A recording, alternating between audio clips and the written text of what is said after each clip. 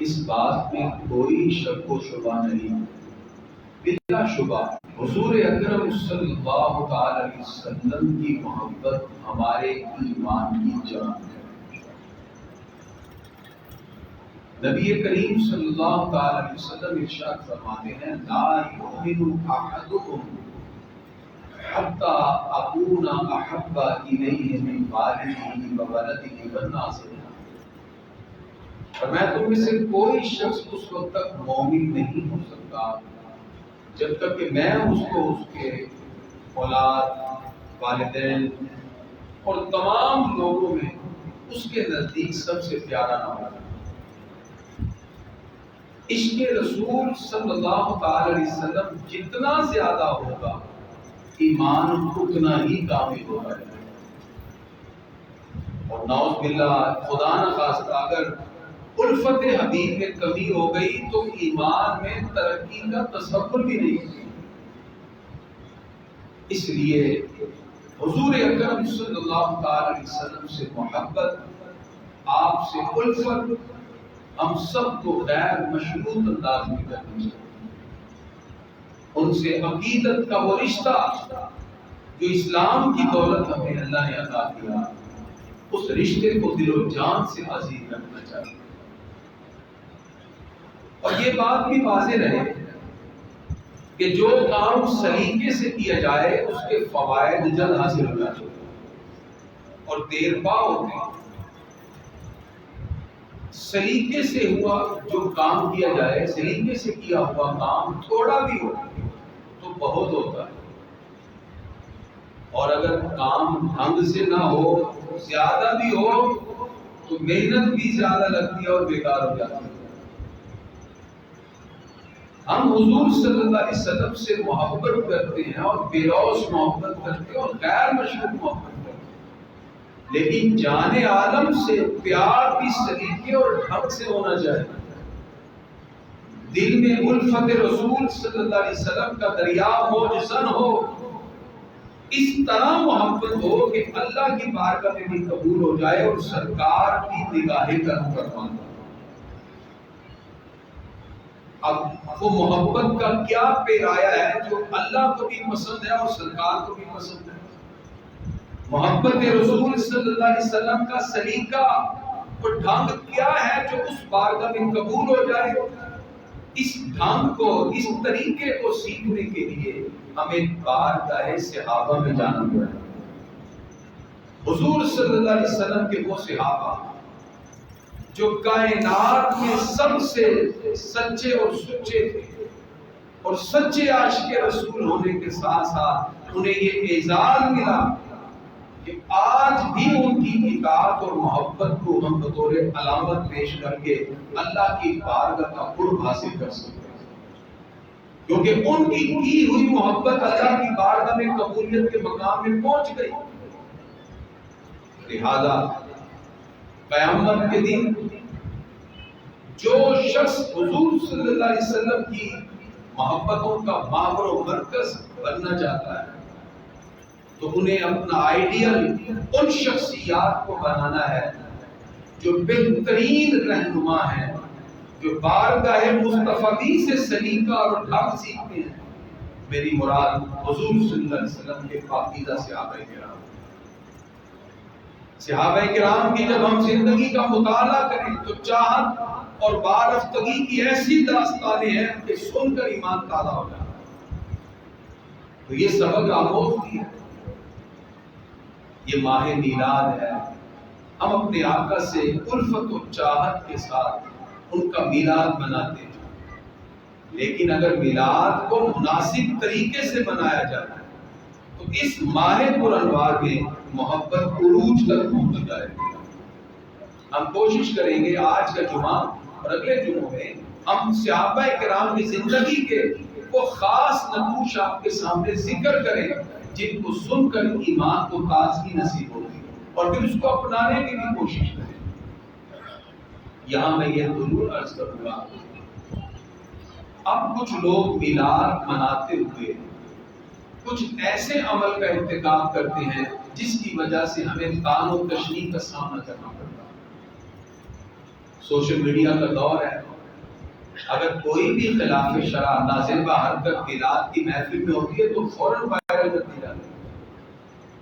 تو ایک تو میری ریکویسٹ ہے، آپ یہ پیغام آگے پہنچائیں کہ جب میلاد کا دن آئے، جب سرکار کا میلاد منائیں تو خدا را مرد و عورت کا مخلوط اجتماع نہ کرے، خواتین کو اس وقت بازار میں لانا جس وقت مرد بھی ہو، اور پھر آوازیں کسی جائیں، پھر نظریں اٹھیں، پھر حیائی کا سلسلہ شروع ہو، یہ عمل نہ اللہ کی بارگاہ میں قبول ہوتا ہے، نہ سرکار کی بارگاہ سے نظر رحمت ہوتا ہے۔ حکم تو ہے کل للمؤمنین یغضوا من ابصارہم، پیارے محبوب مسلمان مردوں کو حکم دیجیے نظروں کو جھکا کے رکھیں۔ وقل للمؤمنات یغضضن من ابصارہن، مسلمان عورتوں کو بھی حکم دیجیے وہ بھی نظروں کو جھکا کے رکھیں۔ اسلام تو نظر اٹھانے کی اجازت نہیں دیتا، کیونکہ نظر سے ہی جب بد نگاہی ہوگی تو گناہوں کے راستے پر جائیں گے۔ حضور صلی اللہ علیہ وسلم فرماتے ہیں شیطان کے زہریلے تیروں میں سے جو سب سے زہریلا تیر ہے وہ بد نگاہی، جہاں سے آغاز ہوتا ہے۔ تو ایک تو کوشش کریں کہ اس میں پوزیٹیولی آپ کردار ادا کریں، اگر کر سکتے اپنے گلی محلوں میں دیگر افراد تک پیغام پہنچائیں کہ میلاد آپ منائیں، اپنے گھروں کو سجائیں، آپ کھانے تقسیم کریں، لیکن اس میں شریعت کے جو پیرامیٹر ہیں ان کا خیال رکھیں۔ بچے پہاڑیاں لگائیں، یہ کیسا انداز ہو، ادھر گنبد خضرا کا ماڈل ہو اور ادھر ایک انڈین گانا چل رہا ہو، یہ تو تضاد ہے۔ تو یہ سمجھایا جائے بچوں کو بھی، آپ اگر ایک خوشی کے ساتھ کوئی ماڈل بناتے ہیں تو پھر اس کے اندر کوئی لاو لا بناؤ، پھر اس میں پیارے آقا کی نعتیں ہوں، سرکار کی آنے کا ذکر ہو، واضح و نصیحت کی باتیں۔ ایک تو اصلاحی پہلو تمام لوگ کوشش کریں، اب ربیع الاول ہے، میلاد کا جلوس بھی ہوگا، دیگر پروگرام ہے، آپ ضرور شامل ہوں، لیکن اس کے اندر خاص طور پہ یہ آداب کا خصوص خیال رکھنا ہے، کیونکہ حضور صلی اللہ علیہ وسلم کا میلاد ہے، وہ محبوب آقا جو وجہ تخلیق کائنات ہے، جو اللہ کے محبوب ہے، ان کی بارگاہ میں جب ہم نذرانے عقیدت پیش کریں تو ادب کے ساتھ، پھر اگر محفل میلاد سجے تو اس میں کوشش کریں کہ آپ وہ کلام پڑھیں جو واقعی کلام پڑھنے کے لائق ہے، گانے کی طرز پر، یا ایسے الفاظ کے جو بارگاہ رسالت خاک میں پیش کرنے کے قابل نہیں، خدا را ان سے گریز کریں۔ ہم جو بھی اعلیٰ حضرت کو مانتے ہیں، عشق اور محبت کی فضائیں ہمیں وہاں سے ملی ہیں، یہ لذت نصیب ہی وہاں سے ہوئی۔ سچے عاشق رسول، ان کی بارگاہ میں ایک شخص کلام لے کے آئے، پہلے گنبد خضرا کے سامنے کچھ درخت لگے ہوتے ہیں، اور جب تصاویر آتی تو بڑے خوبصورت لگتے، تو لوگ اس کی تعریف کرتے تھے کہ یہ درخت کتنے خوبصورت لگتے۔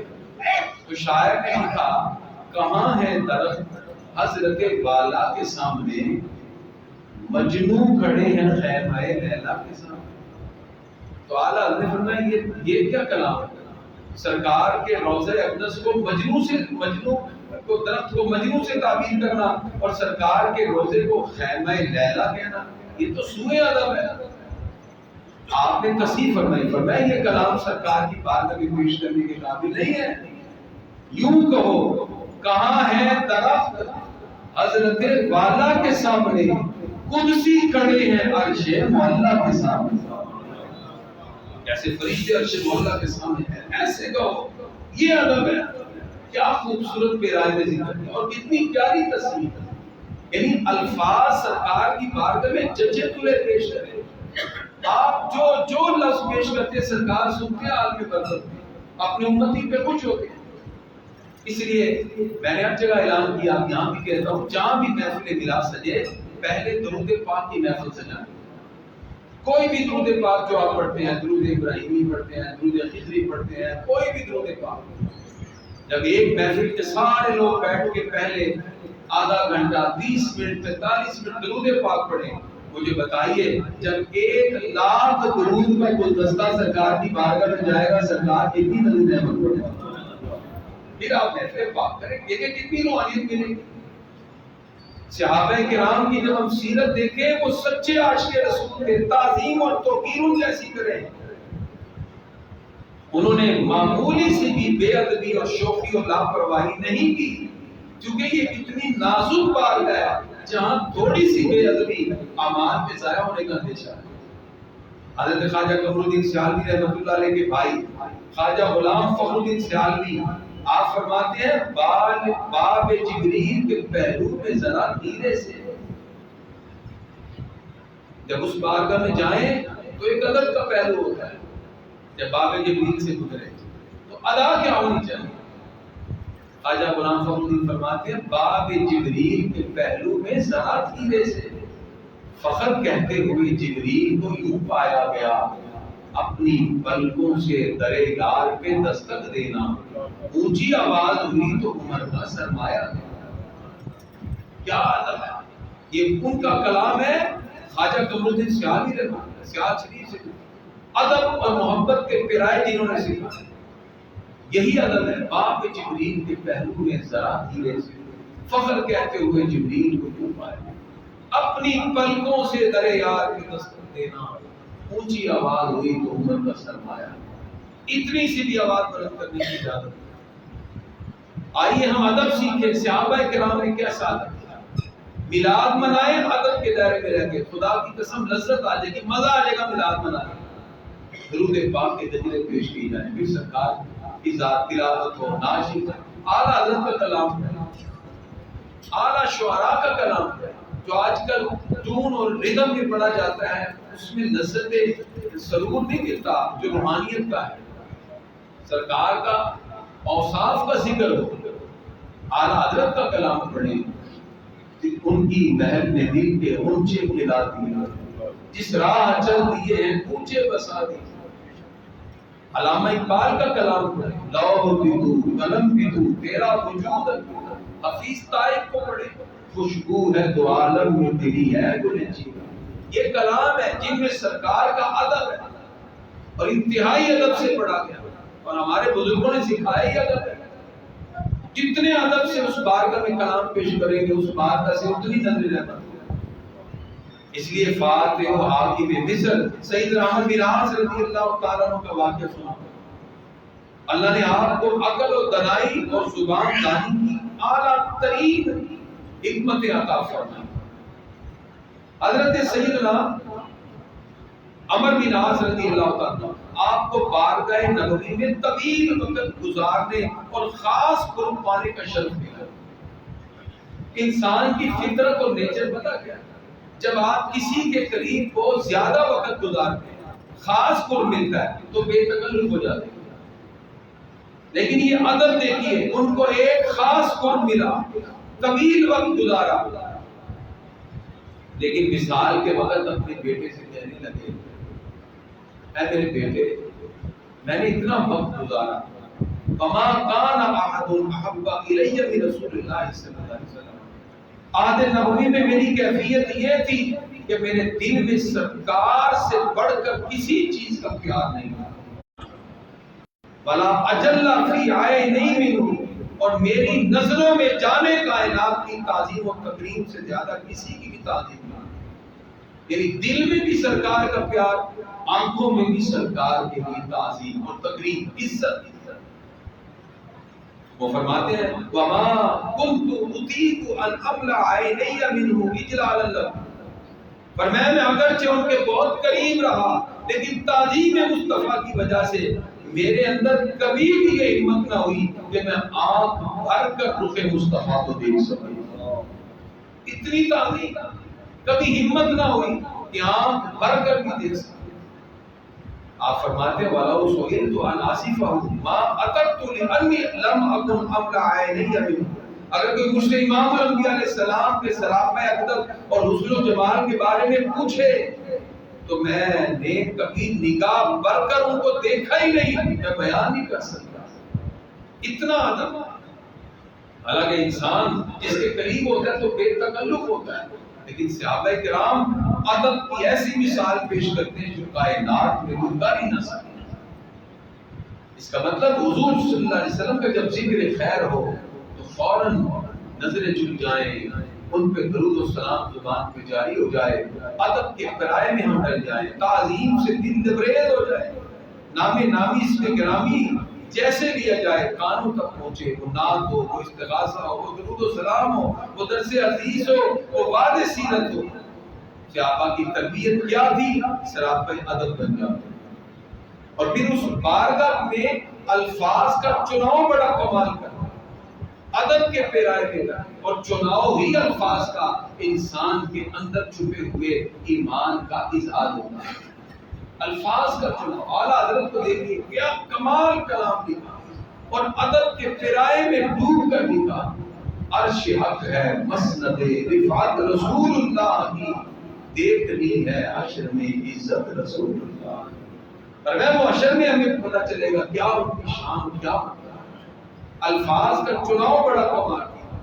لوگوں نے تو حسن کو بیان کرتے ہوئے کسی نے پھول سے تعبیر کیا، کسی نے ہمارے آقا کو چاند سے تعبیر کیا، کسی نے شمع سے، لیکن اعلیٰ فرماتے ہیں وہ کمال حسن حضور ہے کہ گمان نقص جہان لو۔ فرمایا وہ حسن کا ایسا کمال ہے جہاں نقص ہے ہی نہیں۔ یہی پھول خار سے دور ہے، یہی شمع ہے کہ دھواں ہے۔ فرمایا ایسا پھول ہے جس میں کانٹا کوئی نہیں، ایسی شمع ہے جس میں دھواں ہی دھواں۔ کیا کمال ہے، یعنی کہ ادب کے پیرائے میں ڈوب کے بات کی، اور ادب کے پیرائے میں بات کی۔ تو ہمیں میلاد کے مہینے میں یہ ادب خاص طور پہ پیش نظر رکھنا ہے، اور ادب کے سانچے میں ڈھلنا ہے۔ اکثر امکان کوشش کرنی ہے میلاد کی محفل میں جائیں، سر جھکا کے بیٹھیں، محبوب کی ذات پر درود و سلام کریں، اور محفل میلاد سجائیں یا سرکار کی ولادت کا جشن منائیں۔ اس کے اندر شریعت کے جو معیارات ہیں ان کا خیال رکھیں، قطعاً اس کی اجازت نہ دیں، نہ خود اس میں شامل ہو، اس میں شریعت کی کلی خلاف ورزی نظر آتی ہے۔ حضور صلی اللہ علیہ وسلم کا صحابہ نے تو ایسا ادب کیا، حضرت عثمان غنی رضی اللہ عنہ نے حضرت سیدنا قباس بن اشیم رضی اللہ عنہ سے پوچھا، حالانکہ ان کی عمر بہت بڑی ہے، پوچھتے ہیں انت اکبر ام رسول اللہ، بڑے آپ ہیں کہ رسول اللہ صلی اللہ علیہ وسلم؟ فرماتے ہیں رسول اللہ اکبر منی، بڑے تو مجھ سے میرے آقا ہی ہیں، پیدا پہلے میں ہو گیا۔ ادب کا دیکھیں کیا خوبصورت کرایہ، اپنے آپ کو سرکار سے بڑا بھی نہیں کہتے۔ تکریم حدیث یہ ہے، عزت یہی ہے کہ سنتے ہی نظر جھک جائے، دل جھک جائے۔ اور صحابہ کرام کا یہ انداز تھا، جب سرکار کا ذکر آتا نا وصال کے بعد، تو صحابہ کرام پر ہیبت طاری ہو جاتی، جسم کے روگٹے کھڑے ہو جاتے، آنکھوں سے آنسو بہنے لگتے۔ اتنا ادب، صرف سرکار کا نام آ جائے آنکھوں میں آنسو بہنے لگتے۔ یہی ادب آج ہمیں سیکھنے کی ضرورت ہے، اور یہی ادب ہے جب ہم حضور صلی اللہ علیہ وسلم کا ذکر اس ادب سے کرتے ہیں۔ نبی کریم صلی اللہ علیہ وسلم کی نظر رحمت فرما۔ گرامی حضرات، نبی کریم صلی اللہ علیہ وسلم کا کوئی بھی جملہ، کوئی بات سے آپ ذکر کرتے تو پہلے تصدیق کرتے، ایک دوسرے سے آپس میں پوچھتے پھر ذکر کرتے، کہیں ایک لفظ کا بھی اضافہ نہ ہو۔ بلا شبہ یہ حسین تربیت ہے حضور صلی اللہ علیہ وسلم۔ اس لیے جب سرکار پہ درود و سلام پڑھو ادب کے ساتھ پڑھو۔ جیسے آج جمعہ ہے، عصر کے بعد یہ جو درود شریف ہے یہ 80 مرتبہ پڑھے، اپنی جگہ پہ بیٹھے، 80 سال کے گناہ معاف ہو جائیں۔ ادب اور تکریم کے ساتھ بیٹھ کر سرکار کی باتوں میں درود و سلام۔ گرامی حضرات، حضرت ابوبکر صدیق رضی اللہ عنہ کا معمول تھا، جب بھی کوئی وفد باہر سے آتا سرکار کو ملنے، تو ابوبکر صدیق رضی اللہ تعالیٰ عنہ پہلے ایک شخص کو بھیجتے اور فرماتے کہ جاؤ پہلے اس وفد کو سمجھاؤ کہ سرکار کی بارگاہ میں بیٹھنا کیسے ہے، بات کیسے کرنی ہے، سلام کیسے عرض کرنا ہے، اطمینان اور وقار کے ساتھ ان سے بات کرنی ہے۔ پہلے پوری تربیت کو وفد دی جاتی، پھر اس ڈیلیگیشن کو حضور صلی اللہ علیہ وسلم سے ملوایا جاتا۔ یہ تکریم اور عزت تھی کہ حضور صلی اللہ علیہ وسلم کی بارگاہ میں کس طرح حاضر ہونا ہے۔ اسی لیے صحابہ کرام رضوان اللہ تعالی اجمعین کی مبارک سیرتوں میں ہمیں یہی تربیت ملتی ہے کہ انہوں نے حضور اکرم صلی اللہ تعالی علیہ وسلم کو عزت اور تکریم کے ساتھ ہی مخاطب کیا۔ ہم بھی جب محفل سے جائیں، میلاد منائیں، عزت اور تکریم کے دائرے میں ہے۔ گرامی کا حضرات، حضرت ابو ہریرہ رضی اللہ تعالیٰ عنہ جب کسی دیہاتی ایسے شخص کو دیکھتے جنہوں نے سرکار کو دیکھا نہیں تھا، تو ابو ہریرہ کہتے ہیں آؤ میں تمہیں بتاؤں کہ میرے آقا کا حسن کیا ہے. الا آصف لکم النبی، میں تمہیں سرکار کا سراپا بتاؤں. پھر اجنبی کو لے کے بیٹھ جاتے، پھر بتاتے تھے سرکار کا یہ طریقہ تھا، یہ ادا تھی، ان کے ابرو ایسے تھے، ان کے ہونٹ ایسے تھے، وہ اس طرح بات کرتے، ایک ایک چیز بتاتے. اور پھر بتاتے بتاتے کہتے فدل لہ ابی و امی، میرے ماں باپ آپ پہ قربان ہو جائیں. ما رأیت مثلہ قبلہ ولا بعدہ، میں نے آپ جیسا نہ پہلے حسین دیکھا ہے نہ کبھی بعد میں حسین دیکھا. یعنی یہ ذکر کرتے بار بار اور سرکار کا حسن بیان کرتے. اعلیٰ حضرت نے کمال کر دیا. چونکہ میں عشق اور محبت کی جب بھی بات کرتا ہوں اعلیٰ حضرت ہمیں سامنے نظر آتے ہیں، چونکہ سچے عاشق رسول ہے، ایسے عاشق رسول ہیں اعلیٰ حضرت کے بڑے سے بڑا ولی ان کے قدموں میں بیٹھ کے رسالت نہیں کرتا. اللہ نے ایسی محبت ان کو عطا کی. اعلیٰ حضرت نے وہ بیان کرتے ہوئے کہا تیرا مسند ناز ہے عرش بری، تیرا محرم راز ہے روح ابی. جس محبوب کے بیٹھنے کی جگہ عرش بری ہو وہ محبوب کا مقام کیا ہوتا ہے. اعلیٰ فرماتے ہیں تیرا مسند ناز ہے عرش بری، تیرا محرم راز ہے روح ابی. تو ہی سرور ارض و جہاں ہے شاہ، تیرا مثل نہیں ہے خدا کی قسم. اعلیٰ نے قلم توڑ دیا، فرمایا تو ہی سرور ارض و جہاں ہے شاہ. اس کائنات کے اندر وجہ تخلیق کائنات ہی ہمارے آقا ہے، تیرا مثل نہیں ہے خدا. کائنات میں ہمارے آقا جیسا کوئی مثل نہیں. نبی کریم صلی اللہ تعالی علیہ وآلہ وآصحابہ وبارک وسلم، آپ کا جب حسن مبارک پوچھا جاتا تو صحابہ کرام ان کے حسن کو خوبصورتی سے بیان کرتے ہیں. لیکن کچھ وہ بھی ہیں جنہوں نے بصارت سے دیکھا، کچھ وہ بھی ہیں جنہوں نے بصیرت سے دیکھا. بصارت سے دیکھنے والے بھی اپنی اداؤں میں دیکھتے رہے، بصیرت والوں نے اپنی اداؤں میں. منقول ہے کہ جس وقت حضرت اویس قرنی رضی اللہ تعالیٰ عنہ کے پاس فاروق اعظم اور مولا علی گئے، جبہ پیش کی، تو وہ کہنے لگے ذرا سرکار کا حسن تو بتاؤ. جب وہ حسن بتائے، ساری چیزیں بتائیں انہوں نے، تو ویسے قرنی نے کہا یہ بتاؤ سرکار کی داڑھی مبارک میں سفید بال کی، ان کی ریش مبارک میں سفید بال کی. فاروق اعظم نے مولا علی کو دیکھا، مولا علی نے فاروق اعظم کو. سوالیہ نظر سے تو وہ نہیں بتا سکتا. وہ ویسے کرتی نے کہا میں بتاتا ہوں، میرے آقا کی داڑھی مبارک میں 17 سفید بال. وہ بصارت سے دیکھنے والے، وہ ویسے کرتی بصیرت سے دیکھنے. ایسا جلوہ دیکھا کہ سرکار کی ریش مبارک کے بالوں کی سفید تعداد بھی جانتے ہیں. اس کا مطلب کچھ ایسے بھی ہیں اللہ تعالیٰ جن کو بصارت سے بڑھ کر نور بصیرت عطا فرماتا ہے.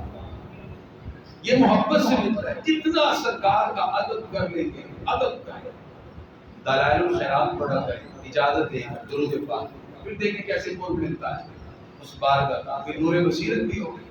پھر اعلیٰ فرماتے ہیں جس سے تاریخ دل جگمگانے لگے، اس چمک والی رنگت میں لاکھوں تاریخ دل ہی جگمگانے لگ جاتے. یہ حضور صلی اللہ علیہ وسلم کی رحمت کا فیض ہے. اور پھر صحابہ سرکار کے تصور میں گم رہتے، اس نے بے پایا کو دل میں بسائے رکھتے، دل و دماغ میں. صحابہ کرام اپنی نظروں سے سرکار کے جلوے کو کبھی اوجھل ہونے ہی نہ دیتے، اپنی نظروں میں بسائے رکھتے. اس لیے گرامی حضرات یہی وہ طریقہ تھا حضور اکرم صلی اللہ علیہ وسلم کی محبت کا. جنہوں نے جتنا سرکار کا قرب پایا، پھر جب کوئی تصور شیخ میں ڈوب جاتا ہے، شیخ کی عظمتوں کو دل میں بسا لیتا ہے، تو پھر دل اور دل کا آپس میں اتصال ہوتا ہے. فاروق اعظم جو حضور صلی اللہ علیہ وسلم کی اداؤں میں اس طرح ڈوب گئے کہ جس وقت بیت اللہ شریف کے قریب حجر اسود اور اس کے ساتھ مقام ابراہیم کے لگانے پر بات ہوئی، تو حضرت فاروق اعظم نے عرض کیا کہ میری خواہش ہے اس کو سین حرم میں لگاؤ. ادھر سے اللہ نے قرآن اتارا وَاتَّخِذُوا مِن مَّقَامِ إِبْرَاهِيمَ مُصَلًّى. اس کا مطلب فاروق اعظم کو سرکار کے دل سے وہ قرب تھا کہ جو بات سرکار کے دل میں تھی فاروق اعظم بھانپ گئے. وہی عرض کرتے ہیں اللہ اسی کے مطابق قرآن کی آیتیں اتار دے گا. قرآن کی 20 سے زیادہ آیات ہیں جو فاروق اعظم کی رائے کے مطابق اللہ نے نازل فرمائی۔ یہ کمال حسن مصطفیٰ میں ڈوبنے کا نتیجہ ہے، حضور صلی اللہ علیہ وسلم کی اداؤں کو اپنے دل میں بسانے کا نتیجہ ہے۔ وہ تصور جب حسن و جمال کا بس گیا تو جو خیالات مصطفیٰ تھے ان کو بھاؤنا اور ان کو دیکھنے کی کیفیت سے آنکھوں میں پیدا ہو گیا۔ اس لیے سب سے بڑے مزاج شناس مصطفیٰ حضرت ابوبکر صدیق رضی اللہ عنہ۔ گرامی کرام، حضور صلی اللہ علیہ وسلم کے میلاد کا مہینہ، اس کے اندر چند باتیں جو ہم نے سیکھی ہیں۔ سب سے پہلے ہمیں کائنات میں سب سے زیادہ محبت حضور صلی اللہ علیہ وسلم سے ہونی چاہیے۔ اپنے بیوی بچے تمام لوگوں میں سب سے زیادہ محبت سرکار سے۔ اب اس محبت کے اظہار کی کئی صورتیں اور ان صورتوں کو اپنائیے۔ آپ آقا علیہ الصلوۃ والسلام سے محبت کی اداؤں کو اپناتے ہوئے اگر ان کا میلاد مناتے ہیں تو کسی بھی پیرائے لیکن شریعت کا ضابطہ نہ ہو۔ ہر وہ کام جو سلیقے سے کیا جائے، جس میں اللہ بھی راضی ہو اور اللہ کے رسول بھی نظر کرم فرمائے، ہمیں ہر وہ کام کرنے میں کوئی حرج نہیں، لیکن ہر وہ کام جو شریعت کے مخالف ہے لہذا اس سے ہمیں بچنا ہے۔ وہ پہاڑیاں جس کو لگا کر گانے لگا دیے جاتے ہیں، کسی بھی صورت میں بازاروں میں مرد و زن کا اکٹھے آنا جانا اور مخلوق اجتماع کسی بھی صورت جائے، اور اسی طرح بعض لوگ کیک بناتے ہیں، اس پہ مدینہ شریف بنا کر اس کو کاٹ دیتے ہیں، یہ تو بہت نازیبا ہے۔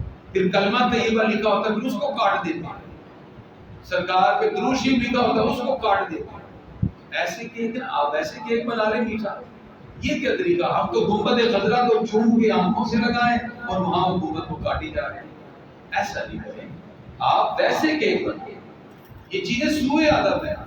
اور پھر کوشش کریں میلاد مناتے ہوئے جب محفل کا اہتمام کریں تو مستند شعراء کا کلام کریں، اس طرح کی گفتگو یا اس طرح کے کلام یا وہ باتیں جو سرکار کی عظمت اور شان کو کم کرنے کے مترادف ہیں، وہ کبھی بھی نہ کریں۔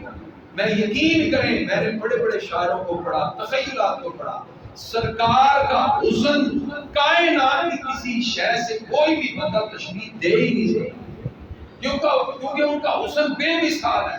کوئی بھی شے کائنات ان کے حسن سے کمپیریزن ہو ہی نہیں سکتی۔ مثلا آپ جس سے محبت انتہا کی کریں اور اس کا حسن بیان کرنا چاہیں، جب لاجواب ہو جائیں تو کیا کہیں گے؟ آپ کے لیے یہ میری جان ہے، یہی کہیں گے یہ میری جان ہے۔ لیکن حضرت پیر میر علی شاہ نے جب دیدار مصطفیٰ کیا تو پکار کے کہا اس صورت نور میں جانا تھا، یعنی جان سے بھی اوپر عرض کرتے ہیں اس صورت نور میں جانا تھا، پھر کہتے نہیں جان آنکھاں کے جانے جہان آنکھاں، یہ وہ تو سارے جہان کی جتنے بھی جان والے ان کی جان ہے، جان آنکھاں کے جانے جہان آنکھاں، پھر کہتے نہیں سچ آنکھاں کے رب دی میں شان آنکھاں۔ ہمارے آقا اللہ کی شان ہے، اللہ کے ذات اور صفات کے مظہر عطا میں سر سے لے کر پاؤں تک تنویر ہی تنویر ہے، جیسے منہ سے بولتا قرآن وہ تفسیر ہے، سوچتی ہے دنیا یہ مصطفیٰ کو دیکھ کر وہ مصور کیسا ہوگا جس کی یہ تصویر ہے۔ اللہ کی ذات و صفات کے مظہر عطا میں کیسے؟ اللہ قرآن مجید میں ارشاد فرماتا ہے قد جاءکم برہان من ربکم، البتہ تحقیق تمہارے پاس اللہ کی طرف سے روشن دلیل آ گئی۔ تو دلیل تو کسی واقعے پر ہے، ہمارے آقا کس کی دلیل ہے؟ ہمارے آقا اللہ کی ذات و صفات کے مظہر عطا میں۔ اسی لیے پیر میر علی شاہ آخر پکار کے کہ اس صورت نور میں جان آقا، جان آقا کے جانے جہان آقا، سچ آقا تے رب دی میں شان آقا، جس شان کو شانہ سب بڑی۔ سبحان اللہ ما اجمل کا ما احسن کا ما اکمل کا، کتھے مہر علی کتھے تیری صلاح گستاخ کی کتھے جانا۔ تو یہ حضور صلی اللہ علیہ وسلم ہی ہے جو وجہ تعمیر کائنات ہے، جن کے صدقے ہمیں کائنات کی یہ ساری بہاریں نصیب ہوئی ہیں۔ آئیے اس محبوب سے اپنی محبت کا حق ادا کریں، ادب سے بیٹھ کے کثرت سے درود و سلام پڑھیں۔ ان کی محبت کا حق ادا کرتے ہوئے ان کی اطاعت کریں، ان کی اتباع کریں، تو کوشش کریں ہم سلیقے کے ساتھ، ڈھنگ کے ساتھ میلاد منائیں، ایسا سلیقہ جو اللہ کو بھی پسند ہو اور اللہ کے محبوب بھی اس سے راضی ہو جائے۔ دعا ہے پروردگار کی بارگاہ میں اللہ تعالیٰ ہم سب کو حضور صلی اللہ علیہ وسلم سے غیر مشروط محبت کرتے ہوئے لامحدود وفاداری کا حق ادا کرنے کی